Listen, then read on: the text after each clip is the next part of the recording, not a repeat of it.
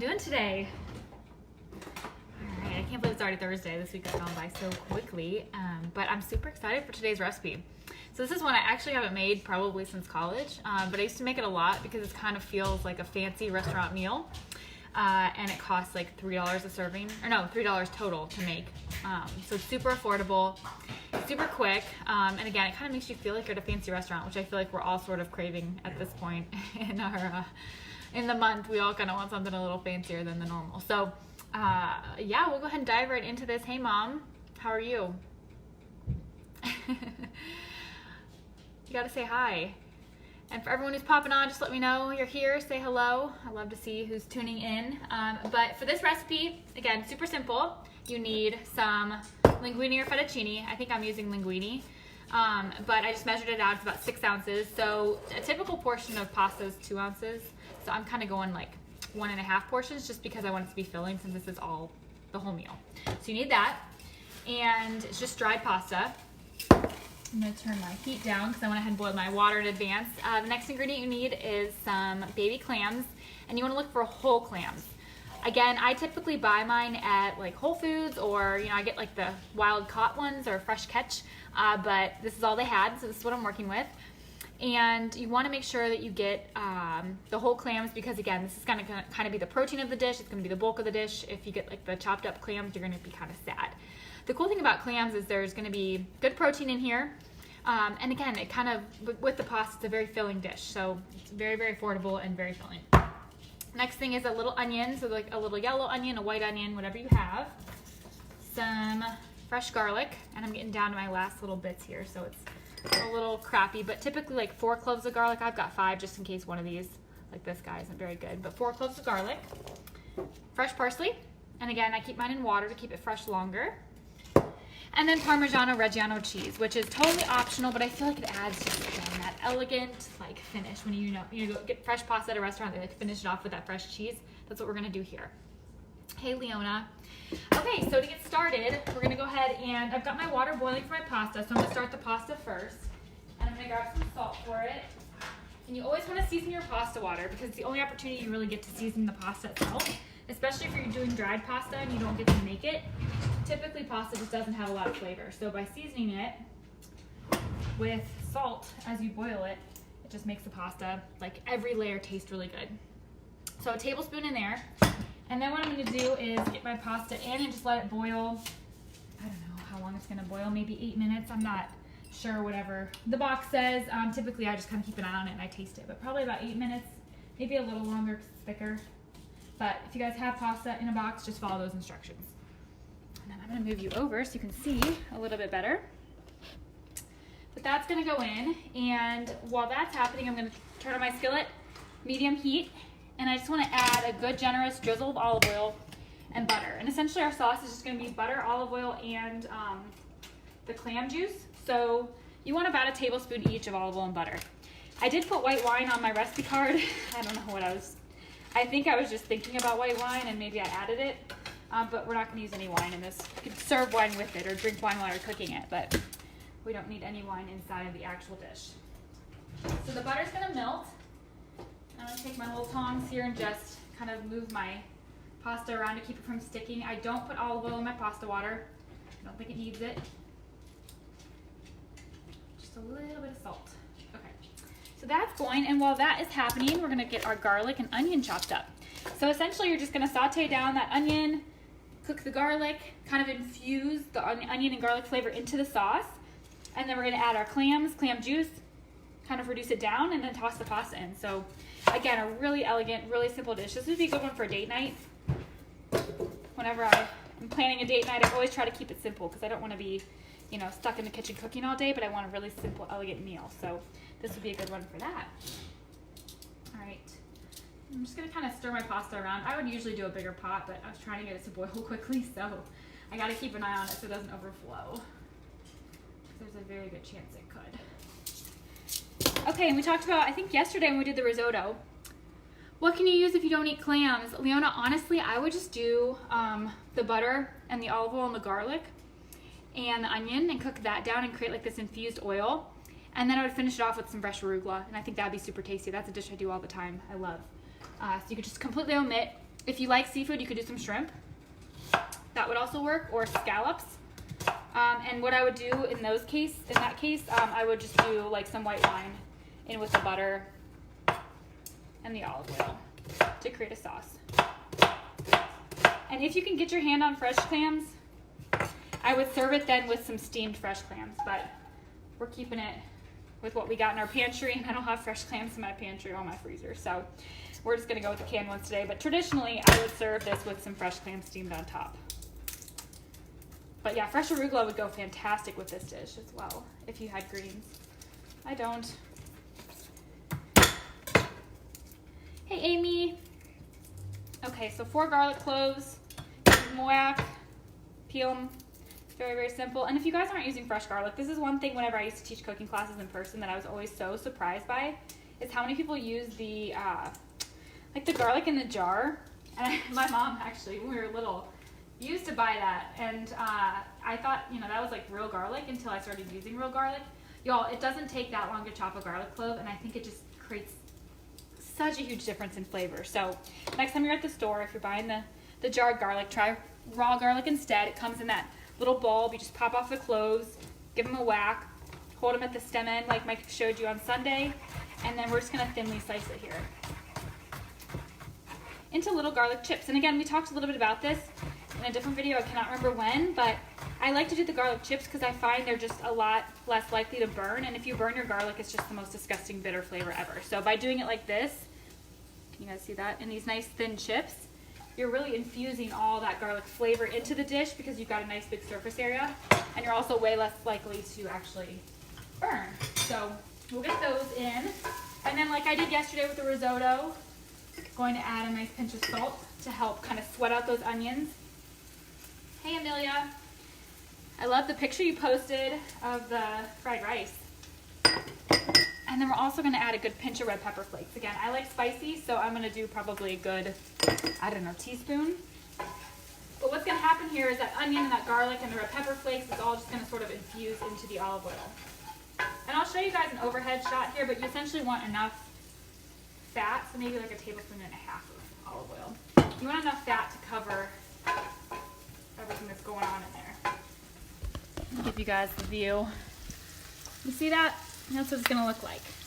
And you're just going to let that go for a couple of minutes, probably 3 or 4 minutes, just to let that onion get nice and soft and the garlic to get nice and soft without getting too brown. You're making the fried rice tonight. Yay, post a picture. It was so good. Mike cooked shrimp to go with it, and oh my goodness, I kind of want more now. I do have more peas left, so maybe. I still have been, who's made the frittata? Has anyone made the broccoli frittata yet? I've been having that for breakfast every morning, and I put a little ketchup and hot sauce on it. Oh my goodness, it's so good. So good. All right, so we're gonna let that keep on cooking down. And this whole dish should literally take 10 minutes to make. And if I were you guys, if you do want to serve this with wine, I would serve it with a nice like buttery Chardonnay, or you could go with like a lighter Pinot Grigio. It's so tasty. Okay, so then I'm going to open up my clams, and I'm going to turn my heat down a little bit. I had it on 6 just to get it warmed up. But the other thing I'm going to do is grab a little measuring cup for my pasta water. So this is a little key. Whenever you guys are making pasta dishes, if you really want your sauce to stick to the pasta, you want to take a little bit of pasta water out and set it aside before you drain, and then add a couple tablespoons in to finish off the dish. And what that does is essentially the starch from the pasta water will allow the sauce to kind of stick a little bit better to the pasta. So I'm going to do that here, and I always take it out before I drain it because you know I probably will forget. Okay. And that garlic's starting to look a little bit golden, and our onions look nice and soft. So I'm going to let it go maybe like 30 more seconds. I'll give you guys another peek of how it's supposed to look. We don't want to let our onion and garlic go too far. So you can see how it's looking. I got my clams ready.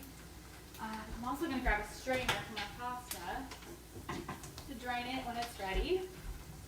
Do you guys, when you all cook pasta, I'd love to know, this is a quiz, do you set a timer and cook it according to package directions, or do you taste it?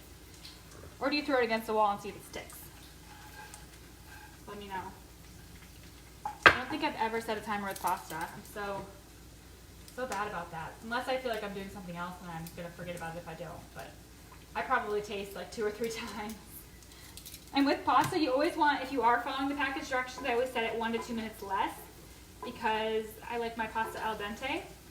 I don't like it mushy. Okay, so then I'm gonna add my clams in. And these clams have 70 calories for the can, 13 grams of protein. So again, a good way to add some nice protein. And then you just wanna let it cook down. Oh my goodness, they smell so good. I love that just briny smell. And I'm gonna let that all cook down until it creates kind of a sauce. Thickens up a little bit, so I'm gonna turn the heat back up to 6 because I'm impatient. And I want it all to come together perfectly. You taste it. Leona tastes it. Mom, you taste it. Yeah, it's the best way to do it. Plus, I don't know about you all, but I like pasta. I love actually raw pasta, so I like it when it's like a little bit hard. So I like to taste it a few times. And that is perfect, you guys. Oh my goodness. And I love when I can taste that salt. So good. Okay, so pasta water's coming out. My sauce is gonna cook. It needs about a minute to cook down. So what I'm gonna do is drain the pasta off. And just put it back in the pan. And not on the burner though. Because we're gonna add the pasta into the skillet. Hey Tracy, how's your day been? What have you guys all been up to today? I'll give you an overhead view so you guys can see there's a good amount of liquid. We want to cook that down to about half.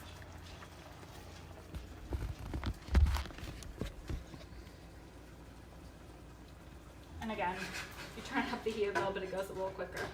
Okay, so while that's happening, I'll get my grater and then I'm gonna get my parsley chopped. So I'm gonna finish this off with fresh parsley. Again, I've said it a bunch of times, but I'll say it again. I just love finishing dishes that come with, you know, ingredients from the pantry off with something fresh. I just find it gives that brightness, that pop of flavor, color, all of that. So for this dish, we're using fresh parsley again, just because I've bought it and it holds up so well. I feel like it, unless you buy fresh basil like I do in the plant, it can be hard to keep basil for more than a few days. Of all your herbs that you're gonna keep in the fridge, I just feel like parsley holds up the best, so it's been a staple for me. Roll it up into a little bunch, little bundle. I feel like you guys can't see this, but we're just gonna kind of roughly chop it. It's gonna add that bright green. And again, for those of you guys who are just popping on, this recipe is from A Healthy Passion. We've been cooking pantry recipes all week. We've got one more tomorrow. And if you guys aren't cooking with A Healthy Passion yet, it's a meal planning software that allows you to plan out the entire day or just plan out your dinners. It makes everything super simple to stay organized so you know exactly what you're eating. When you sign up for A Healthy Passion, you actually put in your age, your weight, your height, your goals, all of that, and it will help to show you exactly what you need to reach those goals. So you can plug in your meals, see how much you need to eat, see what macro ratios you need to eat to help you either lose weight or maintain your weight or put on muscle. So it's really cool if you guys are trying to live a little healthier, so you know exactly what to do.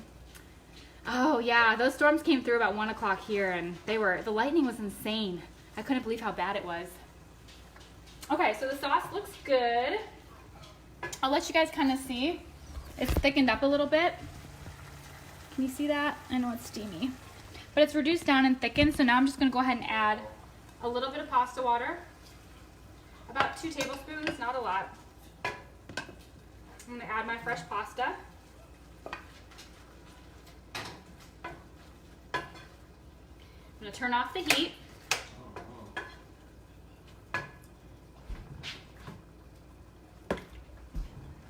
gonna sort of toss it all together, and then I'm just gonna add my cheese and my parsley, and we are good.